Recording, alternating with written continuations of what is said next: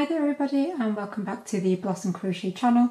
My name is Rebecca, and if this is your first time visiting, then just take a moment now to subscribe to the channel so that you can keep up to date with all of my crochet tutorials.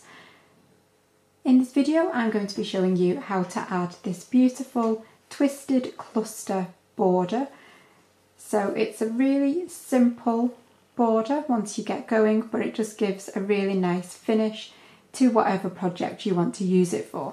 I'm using it on my granny spike stitch blanket, and I will of course leave a link in the description for how to make this blanket and all of the yarn that I used. But this one is just going to show you how to finish off whatever project you have made with this beautiful twisted cluster border. So it also works really nicely around the corners, you can see there. It looks really nice, you still get a nice sharp finish, and it's not curling or anything like that, it's nice and flat. So you can see there I've got all my rows of the border all together and it looks really beautiful. So for the purpose of the tutorial I will just be doing it around this spiked stitch granny square. Again, I will leave all of the links for the tutorials in the description box. So you can see I've already got a row of UK doubles all the way around the edge of my granny square, but obviously that's the same for whatever project you want to put it on. You just need to start with a nice base of UK doubles or US singles. What I'm going to do is pop a slip knot on my hook, and I'm going to start in a corner space. So in a corner space I've got a UK double, a chain 2 and another double all in that same corner space. So you want to start in that chain 2 space. So I'm going to insert my hook in the chain 2, yarn over and pull up. I've got 2 loops on my hook, yarn over and pull through both. So that is just to start us off. We're not going to be doing anything else with this stitch. We're going to go straight into our cluster stitch. And we're going to do half of this corner now, and we will finish off the other half of this corner when we get towards the other end. But what you want to do all in this same chain space is yarn over, insert your hook, yarn over and pull up. You'll have those 3 loops on your hook, yarn over, pull through the first 2 loops and stop there. You'll then yarn over again, insert back into that same space, yarn over and pull up, and this time you'll have 4 loops on your hook. Yarn over and pull through the first 2 loops. And one more time, yarn over, insert, yarn over and pull up, this time you'll have 5, yarn over, pull through 2, and then yarn over, pull through all 3 of those loops. So ignoring that UK double that we did at the start of the round, you've got a 3 treble cluster here. So remember, I'm working in UK terms, in the US this is your half double cluster. You then want to chain 2, and then this one's a little bit fiddly because we need to find the right space to work back into, but the rest of them along the rest of the round are much easier. So you can see we've got that space in between our treble cluster and that double crochet. You've got a space there, and that is the space you're going to want to work these next stitches into. So you're going to yarn over, go back in between the cluster and the double, yarn over and pull up, and you'll have 3 loops. Yarn over, pull through the first 2 loops. So again you'll stop with 2 loops on your hook. Same again, yarn over, back into that same space, yarn over and pull up, you'll have 4 loops. Yarn over, pull through 2, you've got 3 loops left now, yarn over, pull through all 3 of those loops. So that first one is a little bit different to all of the others that you will do. Okay, so what we're going to do now is work along our straight edge, and we're going to do our cluster stitch into the top of the next 3 stitches. So we've got 1, 2 and 3. So you'll yarn over, go into that first stitch, yarn over and pull up, yarn over, pull through 2 and stop. And then the next one goes into the next stitch, so yarn over, insert, yarn over, pull up, yarn over, pull through 2 and stop. So you've got 3 loops, and into the next one, yarn over, insert, yarn over and pull up, yarn over, pull through 2. So you've now got 3 parts completed. Yarn over and pull through all of those loops to create your cluster.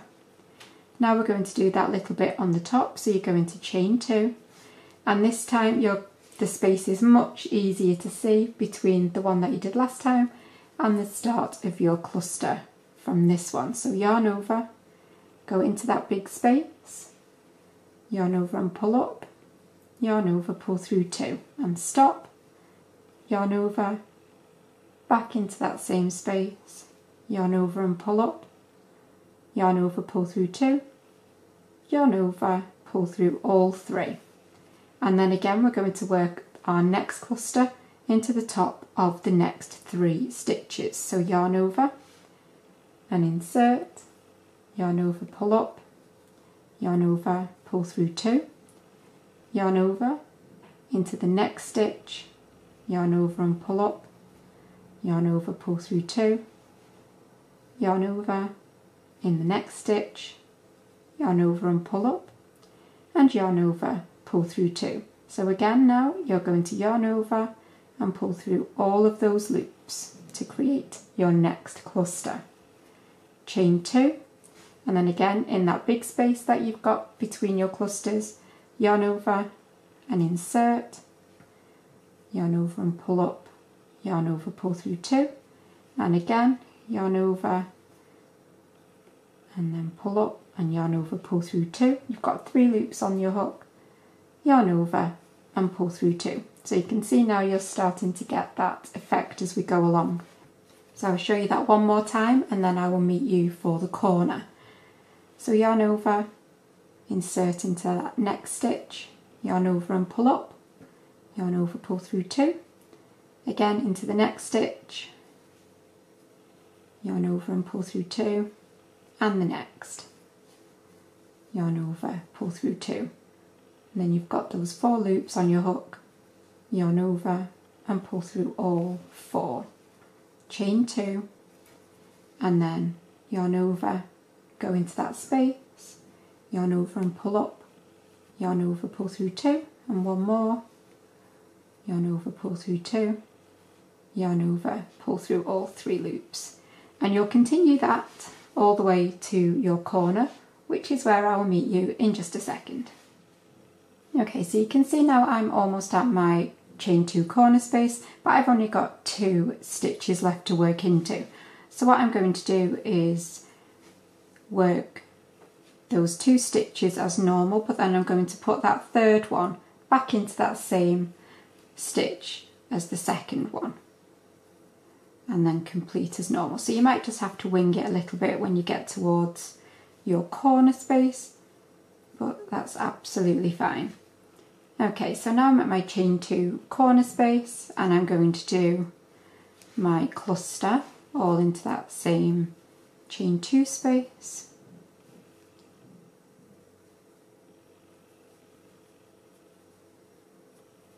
And I'm just going to complete this part of my stitch as normal.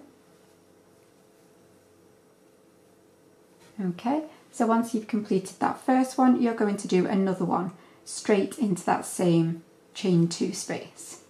So each corner will have 2 of those cluster stitches worked into the same space. And that just means that you get around your corner nicely without causing it to bunch up or anything like that. So, but just remember, once you've completed that corner, don't miss the top of that very first stitch.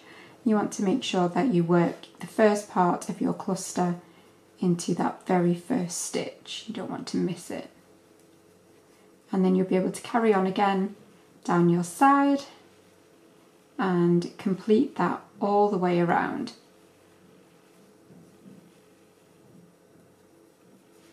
can see there now we've gone around the cluster. It's nice and flat, it's not turning up. And so you can complete that all the way around now. And I will meet you back as you get towards the other end in just a second.